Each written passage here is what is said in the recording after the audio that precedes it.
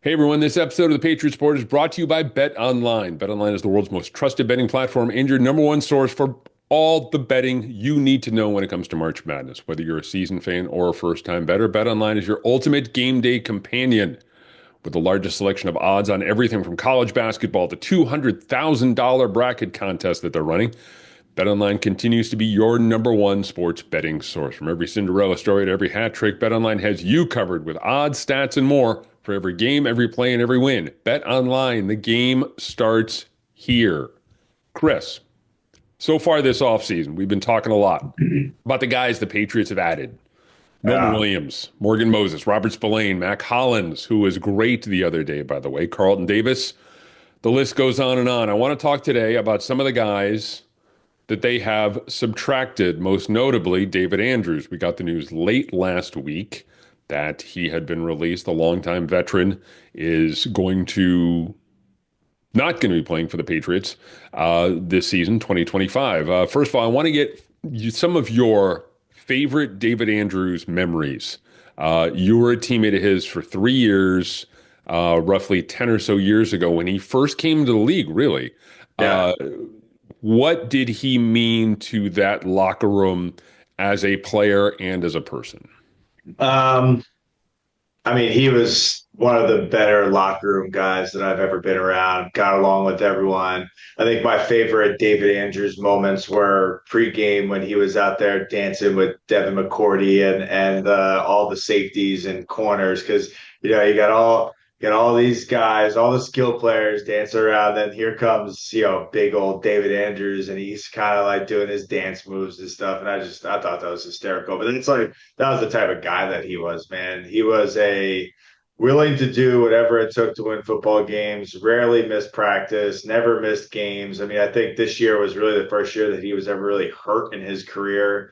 Um, Such a great relationship with Tom and the coaching staff. And yeah, I mean, listen, it's tough to lose those guys in the locker room, but also, that locker room is not the same that it was 2 years ago, 3 years ago, 5 years ago. Those guys aren't there anymore. And I don't know if it necessarily hurts you. I think that he's a great leader on the offensive line, and I think that's something that you're going to need. Maybe that's Morgan Moses, maybe that's whoever else we're going to add in free agency, or we draft, or the guys that we have now. That's the center is arguably the next most important position, other than the quarterback in the offense. So I think that's going to be a position that's going to need to be filled.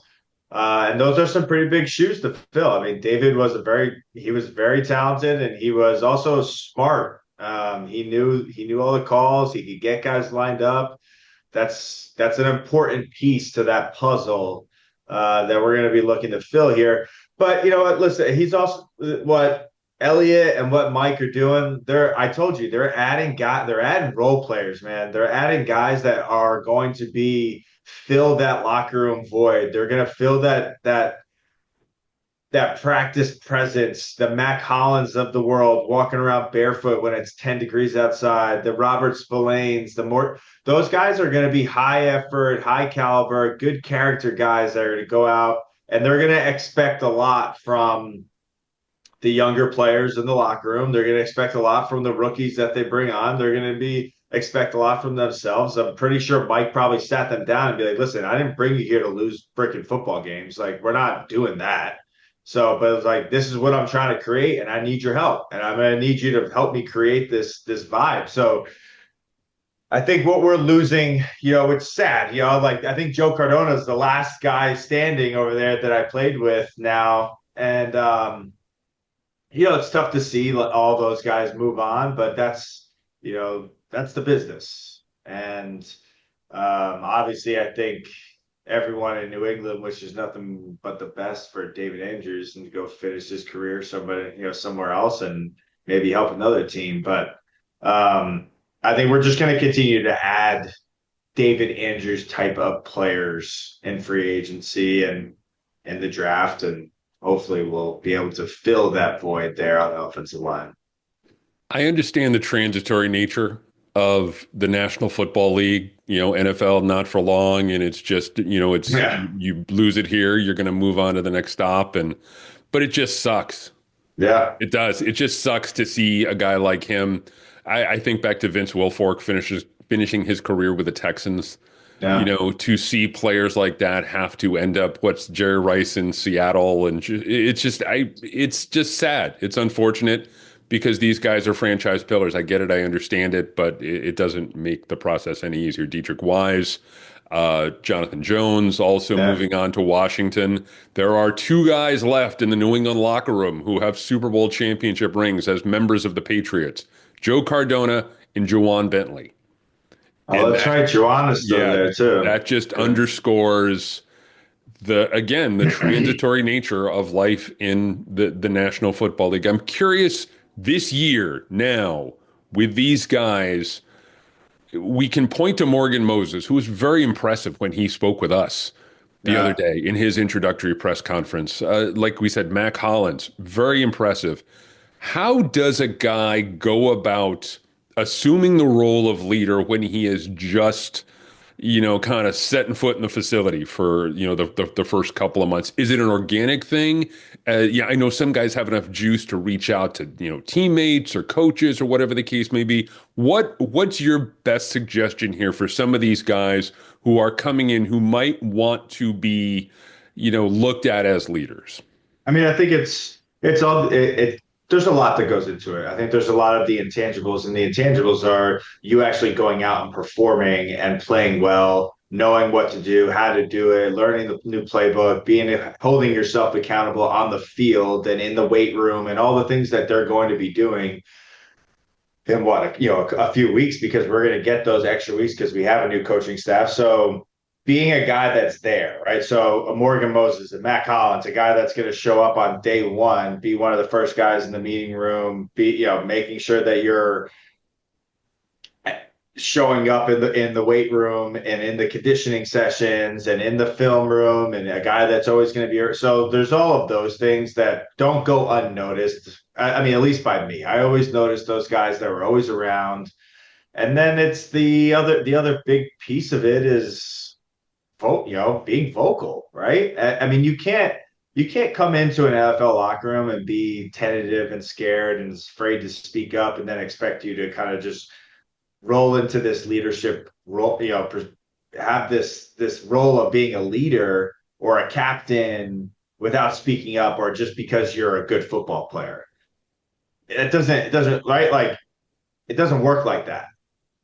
Julian was never a captain on the football team, not because he didn't speak up. I mean, it was one of the guys I think that he should have always been a captain, but like for whatever reason, he just did all of his stuff by himself, right? And his work ethic and everything that he did, but he never really spoke up in front of the team and tried to lead by people on a field or give team meetings and all that. That wasn't Julian's role, right? He led with what he did on the field, and he let all of that do the talking. And if you ask anyone, he was a captain of in that team. He just didn't go out for coin tosses. But I'm sure Bill didn't want him doing coin tosses anyways, because he'd do his own thing.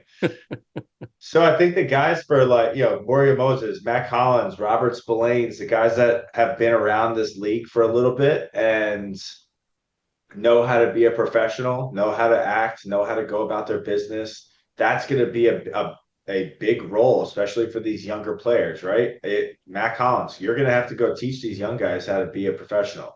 You're going to have to go teach them what work ethic is, right? I know I joke around about how he eats and how he treats his body and all that kind of stuff, but that goes into all of this. Hey, there's a Or reason that he's over 30 and he's still in the National Football League as a wide no receiver. shit, Yeah. right? So these guys are doing something right, and if those are the guys that I always look to, it's like, okay,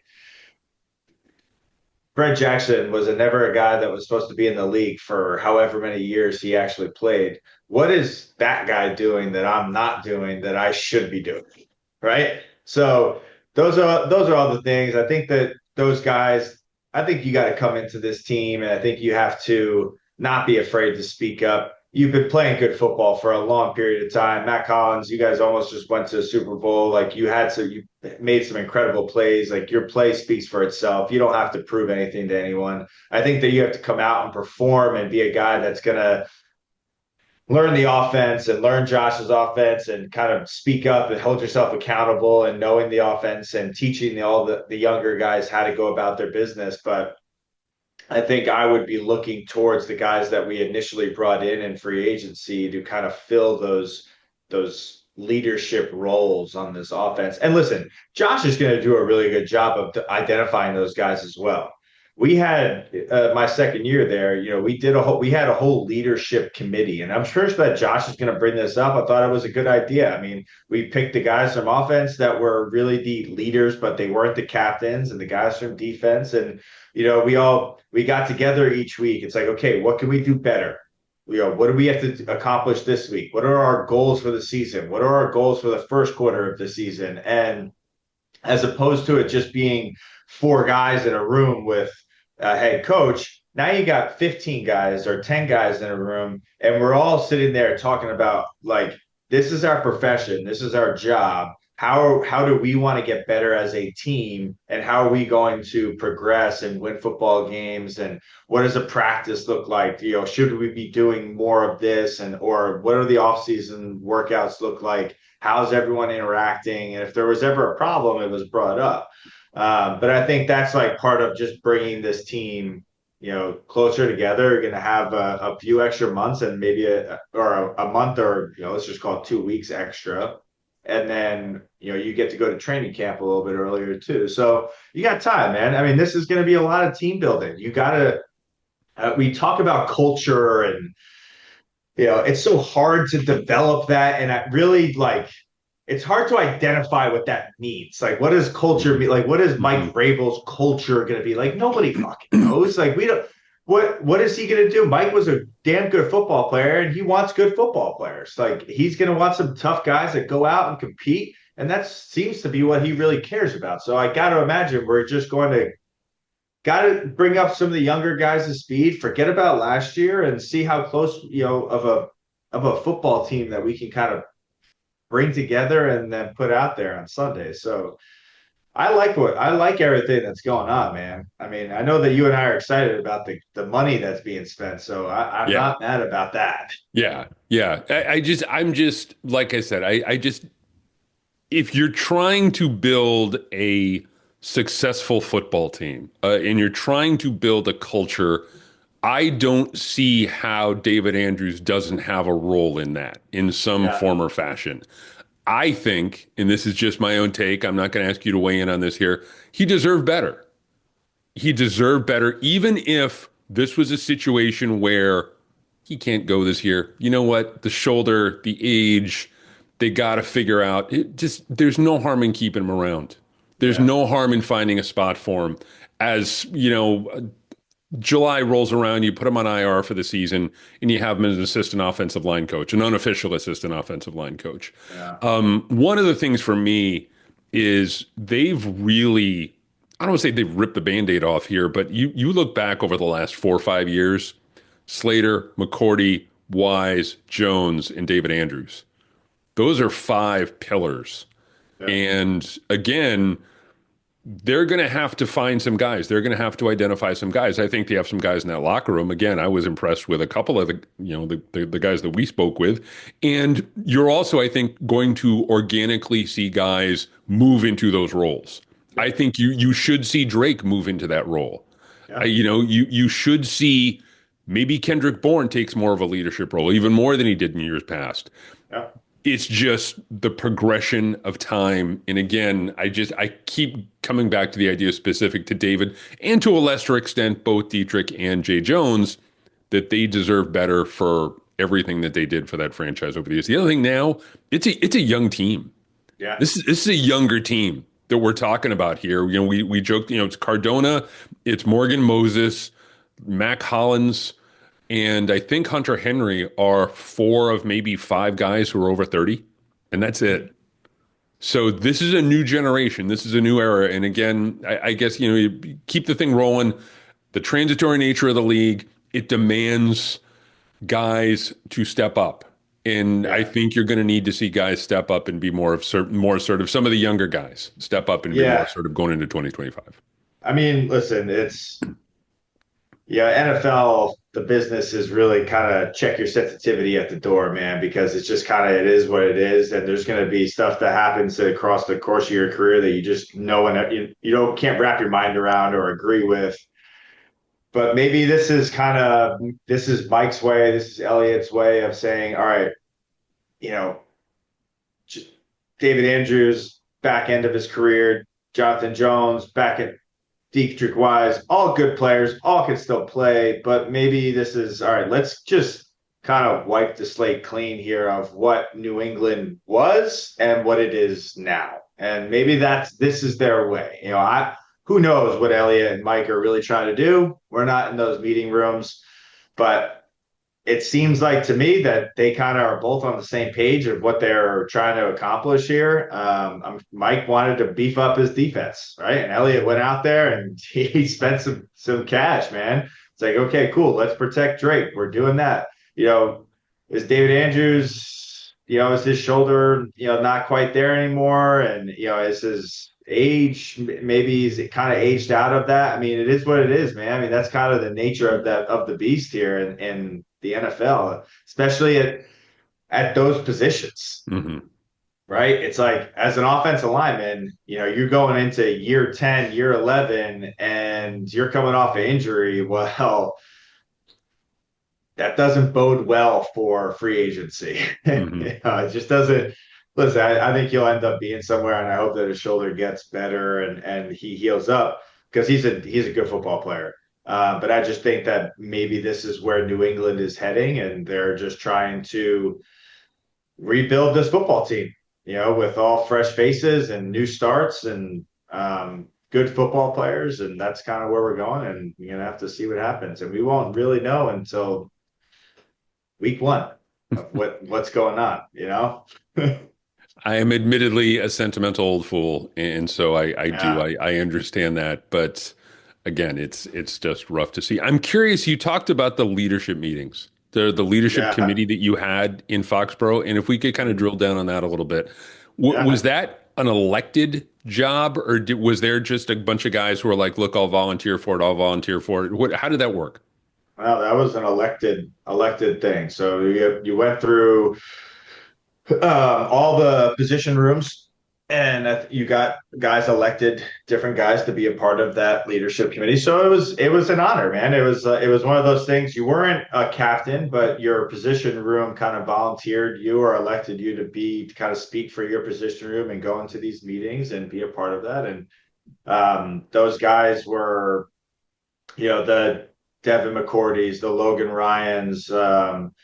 Hightower, David Andrews, myself, Julian, guys that could go into it, that were going to be big parts of what the offense or defense and what the overall success of this team was going to look like, and how guys that could, bring energy into practice, that could bring energy into off-season workouts, because the next 2 months coming up here for New England are crucial.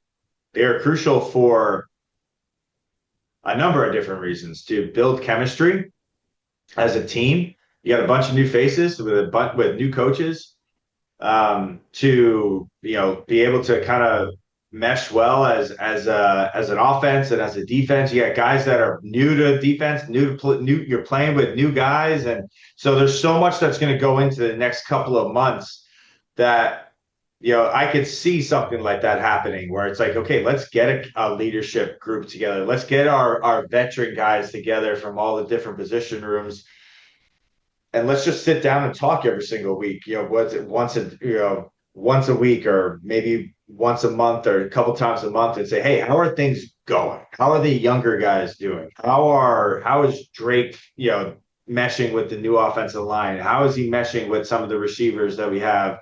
What are we doing extra? Are we watching more film? Are we getting together as a group? What are we doing outside the facility, right? Like, you can't control that, and that's not something that I'm going to say, hey, like, you guys need to be going bowling every Friday night or go watch movies together, because that's not the reality, right? These guys have families and other things going on. But what are we doing something as an organization to try to do maybe some team building stuff, during the off season where we're really working on like building in like the competition and the team chemistry and all this kind of stuff to really bring these guys together as quick as we can so that we're not really trying to manage this in August, when we're Mhm. in training camp, right? Because then it's like, that listen, people jobs are on the line in August and it's a lot is going on there and you're really focused on preparing for the season. But right now is the time to build that team and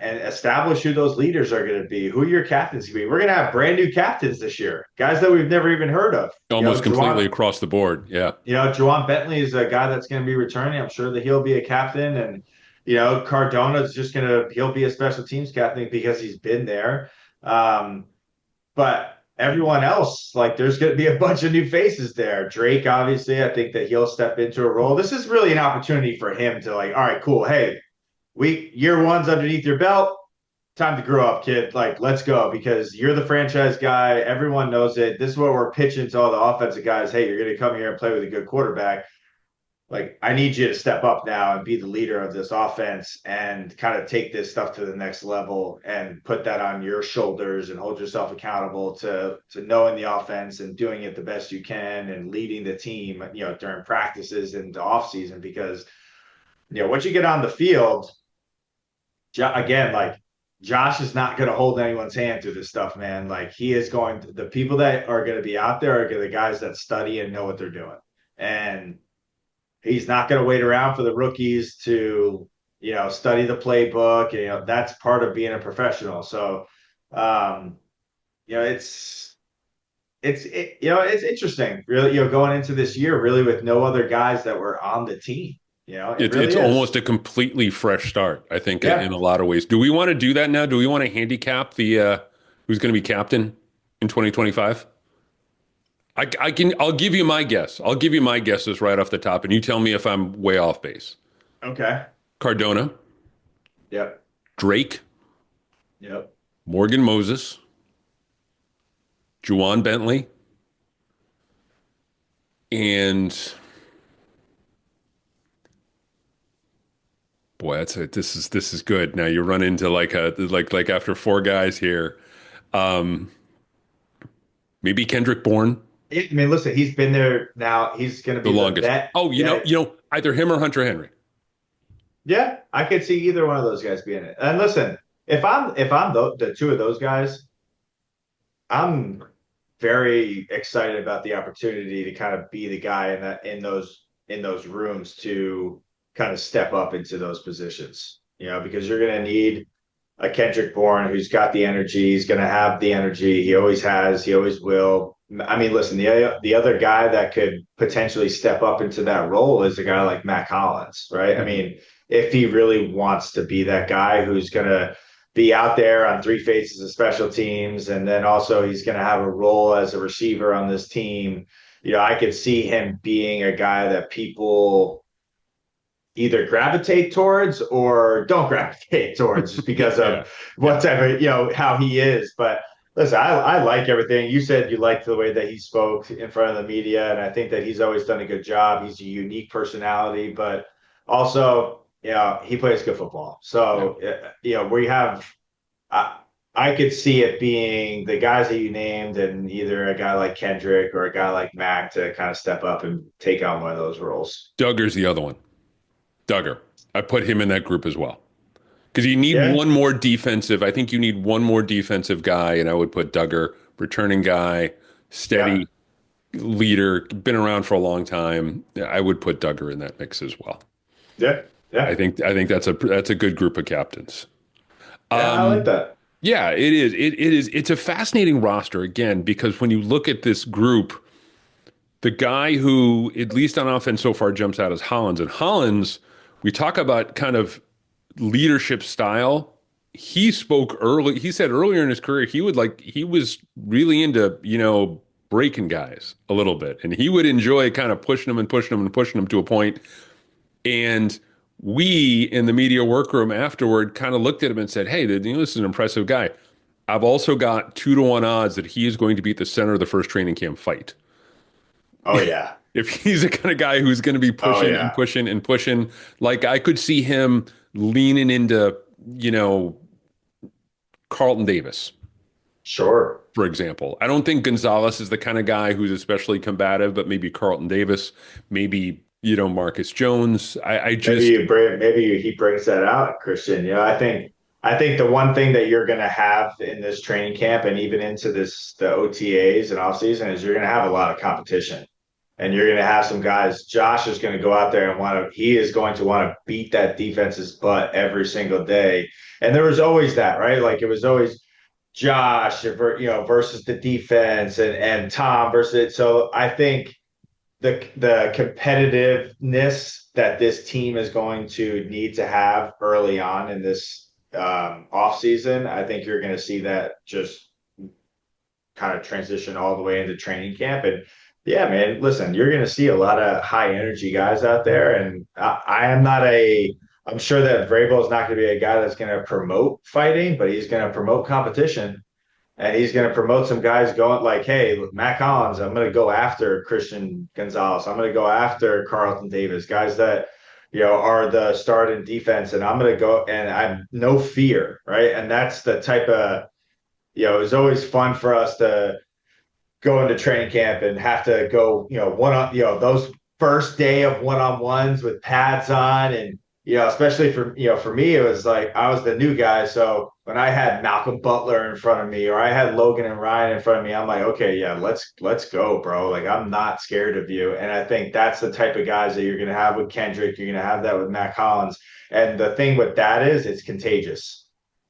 So that type of energy and that type of competitiveness hopefully kind of trickles down into some of the younger guys. And now all of a sudden you have this group of skill players that's going to be ultra competitive and together, right? They're going to try to compete together. At the end of the day, there's going to be 4 or 5 spots on this roster for a skill player in the receiver position. But we're going to compete our ass off together to try to get one of those spots. And so I like what's going on. I do. I really do. I think we still need to add some talent on the receiver side of things. And um, I mean, God, can we talk about the frickin' deal that just went on in Cincinnati? Like, holy well, hell. this is what, and I was joking about this before with you, but as a wide receiver, are you, I don't want to say jealous, but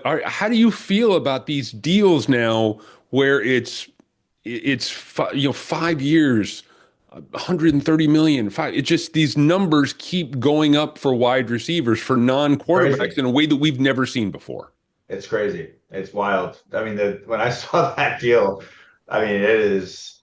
I mean, listen, hats off to them. And to be honest with you, Jamar, the kid freaking deserves it. I mean, what he did last year without a contract Mhm. and playing with just without, I mean, it's amazing what he did. I mean, first in everything, triple crown, I mean, he deserved every single dollar that he got. And I think T. Higgins did a pretty smart thing. He hired the same agent and he's like, hey, these are a package deal. Like you need to get both of these deals done so that you guys can go out and try to be successful next year and not have these like looming things over your head.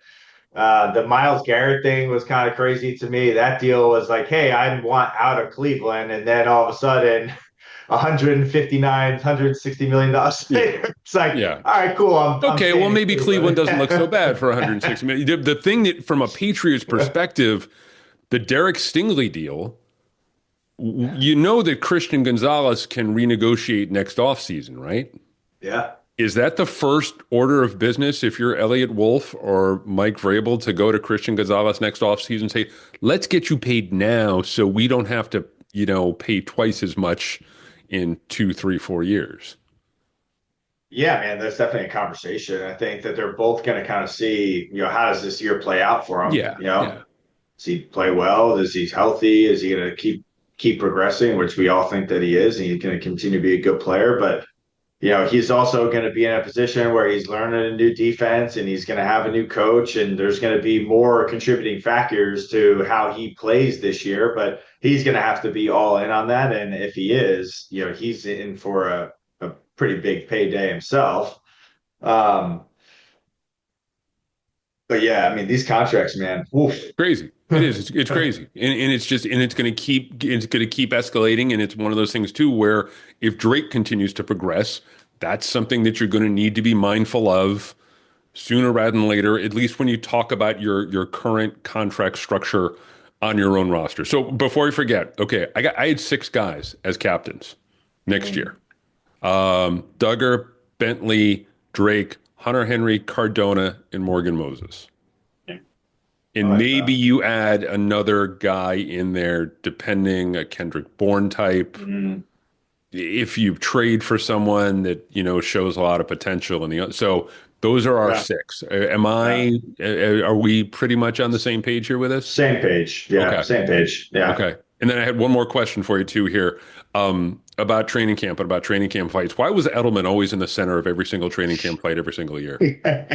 That's Julian, man. The guy that, I mean, he literally has zero fear of anyone. And maybe there was a part of him where he knew he was going to get kicked out of practice. So he got it over with early so that he could just go chill for the rest of the day. Yeah, but like, he didn't care, man. And like Julian had a target on his back because of who he was and how hard he played in the run game, and all of us were. I mean, the defensive backs hated playing against us during training camp because they knew that we were going to come after them, and they knew that we weren't just going to take plays off because it was a run game. Because like, and they should have a certain amount of respect for it because they know what our coaching staff is preaching, right? They know what they're saying to us. It's like, if you guys don't block, you're not playing. So, and Jules was a guy that could get underneath your skin. He's a guy that was going to get open. He was going to make tough catches, and I think that just like pissed people off because they just thought like, okay, cool, I'm going to be able to cover Julian, but like it never happened. I never saw a kid get covered in training camp, and he loved trying to get underneath people's skin, man. And it was like, I mean, it was without fault. Within the first week of training camp, kid was going to be in a fight. And to be honest with you, as a receiving core, you loved it, right? Mhm. Because that's your guy, and that's like part of your team. You're gonna a guy that's gonna go out there and compete, but also back up whatever the hell whatever kind of shit talking he's doing to the other guys. Like, it's one thing if you're a guy that can go out there and kind of talk crap, but then not really back it up. Like, dude, this guy was backing it up day in and day out, and you just had a tremendous amount of respect for him. But also, it probably got tired after a while, so they would, get into a little scrum. The scrums are always fun, man. It's like it's a part of football. It's a part of training camp. You try to keep it to a minimum and not really get it, nothing that's, you're throwing haymakers, but it's like you get into someone's pads and maybe you're kind of grabbing them, and then hopefully it gets broken up pretty quickly and it doesn't escalate. But it's the receiver, the DB battles are always interesting. It's the offensive defensive line that you try to stay away from because those are just guys that Those you are don't big want to mess dudes. with. Yeah, you don't Those are want to big mess with dudes. those. I don't. I First of all, football fights are stupid. You don't want to football because you're swinging at guys in helmets, so it's absolutely ridiculous. But it's also too. I understand training camp fights. It's 90 degrees. You've been going for 2 hours. You're just frustrated and you just want to just say forget it. So, Yep. Yep. okay. So hopefully next week we will have a few more free agents to talk about, maybe a trade or two here or Yeah. there as we get a little bit closer to the NFL draft. Chris Hogan, thank you very much for your time, my friend. Take care. We'll talk again soon. Thank you.